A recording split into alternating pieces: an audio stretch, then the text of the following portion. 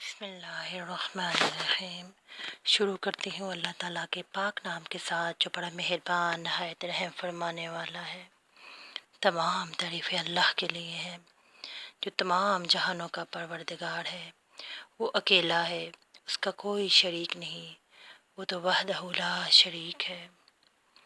اللہم صلی علی محمد وآلہ وبارک وسلم۔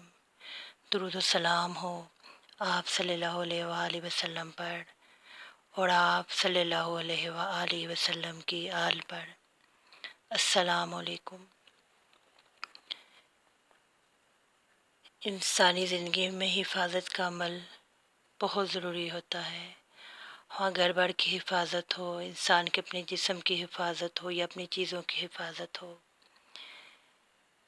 ان سارے چیزوں کی حفاظت کرنا بہت ضروری ہوتا ہے۔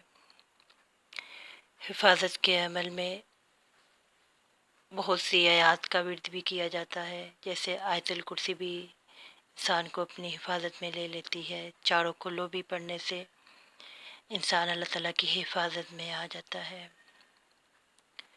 اس کے علاوہ اور بھی بہت سی آیات ہیں جن کو پڑھا جائے تو انسان اللہ تعالیٰ کی حفاظت میں آ جاتا ہے۔ انسان کو چاہیے کہ وہ اپنی حفاظت کے لیے مختلف آیات کا ورد کرتا رہے تاکہ وہ شیطان سے بچا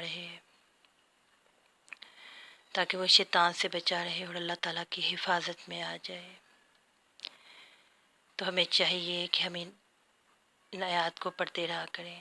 آج حفاظت کے بارے میں ایک دعا ہے۔ بسم اللہ الرحمن الرحیم۔ اللہم آفینی بدنی، اللہم آفینی فی سمی، اللہم آفینی فی بصری، لا الہ الا انت۔ ہے اللہ تو میرے جسم کو عافیت نصیب کر، ہے اللہ تو میرے کان کو عافیت عطا کر، اے اللہ تو میری نگاہ کو عافیت سے نواز دے، تیرے سوا کوئی عبادت کے لائق نہیں۔ اس دعا کو بھی پڑھنا چاہیے کیونکہ اس دعا کو پڑھنے سے انسان مختلف بیماریوں سے بچا رہتا ہے اور اللہ تعالیٰ کی حفاظت میں آ جاتا ہے۔